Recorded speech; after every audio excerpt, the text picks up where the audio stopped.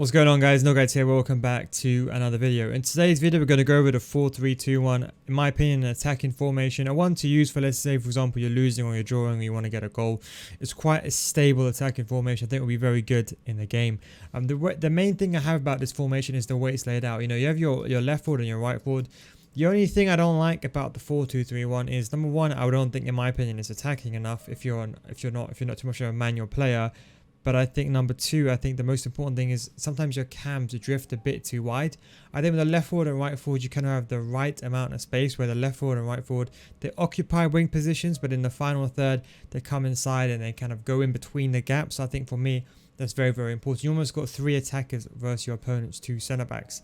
Another reason why I like this formation as well is your CDMs on drop between defenders. But the key thing is you can have your fullbacks join the attack by using the attacking fullback option and the deep tactics, as you can see on the screen. So if you do that, what happens is that your fullbacks join the attack, you have a back three, and you end up having kind of like a 4 midfield and then a 3 striker formation. So it ends up becoming like a 3-4-3 on the go.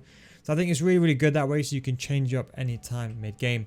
So attacking, you're really good. You kind of got your CDM dropping deep in between the defenders. He makes the back three. You have the left back and right back going forward using the deep tactics. And you got your two centre mids basically joining the attack as well. So you got a really good attacking force on the front. Now defensively, you got the 3 midfielders all cover the center, tucking inside, covering the middle of the pitch, and then you have the rest of the players coming back. So left forward and right forward, they kind of come back. You know, it depends how the system works, and it kind of defends in like a 4-4-1-1. Depends which winger comes back. It just depends on their positioning. But let's go straight into the tactics. So first of all, the tactics, defense style, we've gone balanced. I think it still is the best defensive style. I wouldn't really steer away towards anything else. I'll still about pressure on heavy touch, but I think because you don't have 2 CDMs and you only have the one drop between defenders position, I think it's pointless using pressure on heavy touch. So I've gone with balance. I think that's kind of the best thing to use. Now the width, we've gone with a width of 5. Of course, as I mentioned in all my videos, you can use overload the balls. That if you want to contract this team, or let's say the ball is here, you want to overload that side, etc. I'm sure you know that already. But with a 4-3-2-1, you have the 3 centre mids. So when you're defending, you know, they kind of stay in the middle of the pitch, and then the left forward and the right forward, they kind of come back and help defend. As I said, it depends which player comes back, but whoever comes back kind of makes the 4 defender line. I mean, the 4 midfielder line. So I think defensively, it's quite a solid formation. So I wouldn't really, you know, have a width too low, because I think it's already quite a wide formation as it is naturally with left forward and right forward. And I think when you're defending, you kind of tuck in such a way with the 3 centre mids on cover centre. I think it's good enough already. Depth, I'll be honest, 3. A depth of 3, I wouldn't really change this again. I think 3 or 4 is the best kind of scenario. I think when you're attacking, because you have your CDM on drop between defenders, you can argue you have somewhat of a hole. So let's say, for example, your attacking players are running forward. You know, your 3. You know, let's say you have your left forward, right forward, your striker, and your 2 centre mids forward. Sometimes you might have a gap between your back 5 in some respect. There's a little gap area over here. So I think 3 depth is just about the right amount. So you can recover, but also if you're getting pinned, you won't be too constrained into your team. Now, with defense style, I've gone with long ball. The reason why I've gone with long ball is going back to, remember I told you these left centre mid and right centre mids, they don't have a get in behind option. And you want these guys to be surging forward, making those last minute runs from deep. So how do you do that if there's no instruction for them to kind of basically get in behind? You use the long ball tactic. So what long ball tactic does is players attempt to make runs going forward, so make it easier for you, and you can notice these guys running in deep last minute. So this is why it makes it a much more of an attacking formation. I think long ball is extremely important. I wouldn't even myself use balance. I would say long ball is legitimately the way to go. The width, we've gone with 4, just 1 below average. I just want the reason why is I just want this left forward and right forward just to be a bit more on the inside. Especially in a final third, I don't want them to be out as wide as much. I think one thing with the 4-2-3-1, even with a very narrow width, you still find those wide cams kind of on the outside area. But I think the 4-3-2-1, I kind of want these guys in the middle, and then they can link up with the 2 centre mids to come from deep. So you kind of congest in the middle of the pitch, but it's very good to attack down the central areas. You know, you're not too narrow like a 4-1-2-1-2 where you're kind of restricted into that narrow zone, but you're also not too far out like in a 4-2-3-1 wide or 4-2-3-1 second variation. So I think you've got the good balance between not being too wide, but being placed in where you can pass the ball wide and creating space. Players the box, we have gone with 6. You got the 2 centre mids running in deep. I think 6 just kind of the way this one goes, in my opinion. I wouldn't change this. I think they make the right amount of appropriate runs, and I think sometimes you don't want your centre mids being too attacking, but we'll get onto that in a second. But I think it's just the appropriate balance, between, them going forward and backward, and, not too many players committing forward, because don't forget your CDMs on drop between defenders. So even if you're defending, let's say, for example, you don't have your, fullbacks on join the attack, there's still going to be a massive gap between your basically your attackers and your CDM. So I think you just want the appropriate balance. That's why I've gone with 6. I think it works pretty well. Now going over to the corners and free kicks, as usual, whatever you think is more appropriate. One thing I would do though, I'll reduce the corners to 1 unless you pass the ball. And I find that when you have any more higher than 2, it kind of messes up with this formation, I think, especially on a counter attack. So I probably would go with 1 on corners, but the free kicks and corners you can do however you want. Obviously, do be aware the higher you go, the more susceptible you are to the counter attack. And now going over to the instructions. Now this is going to be a debatable one. So we need a player on stay forward. Remember, you can only defend with 4 players in midfield anyway. So you've got the guy on stay central, stay forward. Stay central is important because you want this guy to be in the middle, to get the ball in the middle. You have the left forward and right forward on the outside anyway, so you want this guy to be on the middle.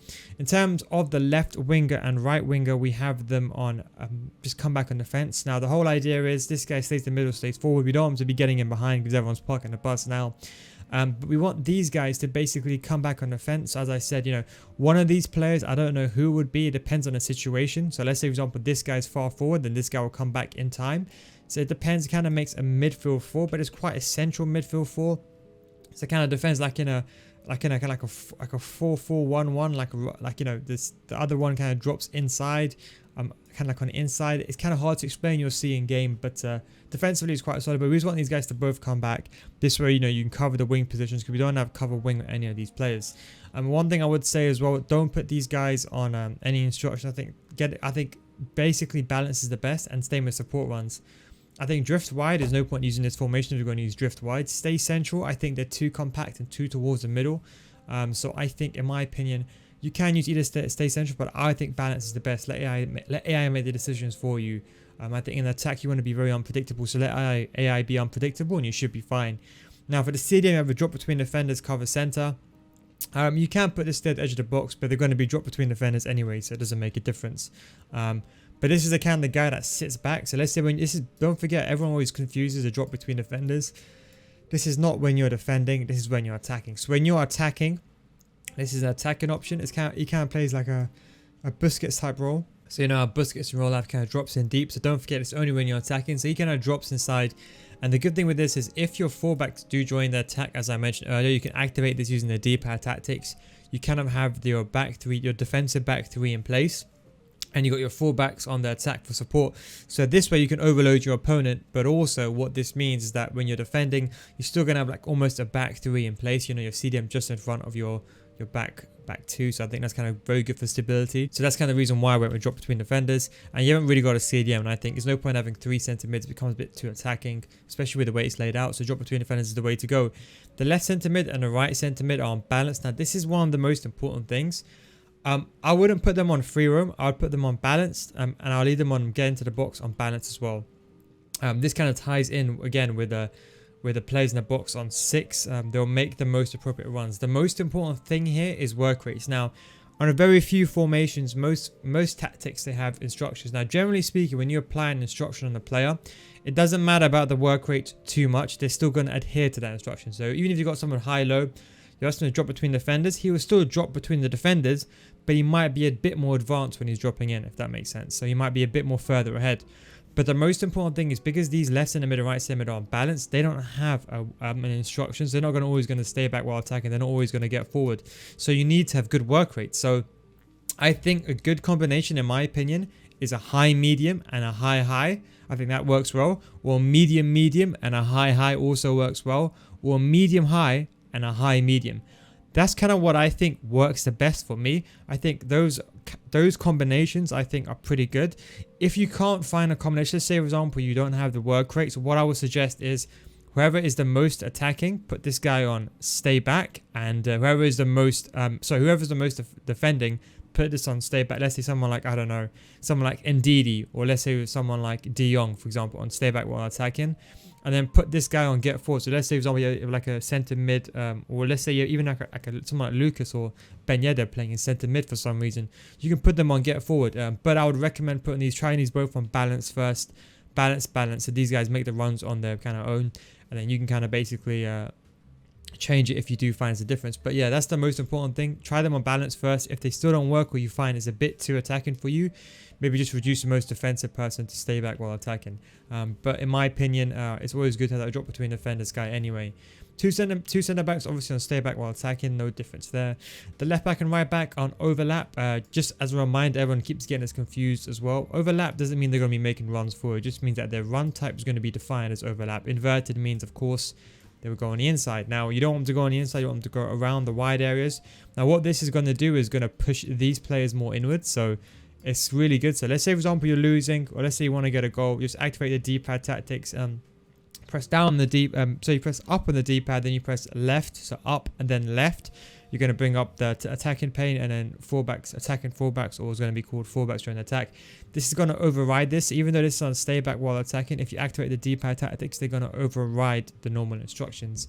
So that's the way they go forward. So when you're forward, as I said, you kind of play in like a 3-4-3-ish type role, and it's quite good for that attack. Anyway, that's kind of the tactics and instructions. In case you're wondering what team, it doesn't really matter too much. I'll be honest, I tried this very cheap. I was trying it with this very cheap team. Actually did a pretty good job. But obviously the better players you have, obviously the better it's going to be. The most important players are, in my opinion, are those centre mids. If you can get away with some really good players in those centre mids, like, you know, if you can maybe get someone like Vidal here, or something like that, like on a cheaper side. But obviously Huller on a more expensive side will be really, really good. Someone like Cantor here will be amazing. For these left forward and right forward, try to get fast players. You want to play traditional wingers in this type of role that can shoot, someone like Lucas, someone like Rashford, Martial, Neymar, stuff like that. And a striker, someone that can dribble. This guy's on stay forward, you'll pick up the ball as well, and you can dribble with it. And that's pretty much it. The left centre mid and right centre mid, as I said, try to work for the work rates. And a CDM, it doesn't really matter too much. This guy's on drop between defenders anyway, so don't spend too much money on this guy. Someone like Kante will do a very, very good job. Anyway, guys, thank you very much for watching. Take it easy. Don't forget, I stream on twitch.tv/NealGuides. Link will be in the description. Thank you very much for watching. Take it easy, boys, and I'll catch you in the next one.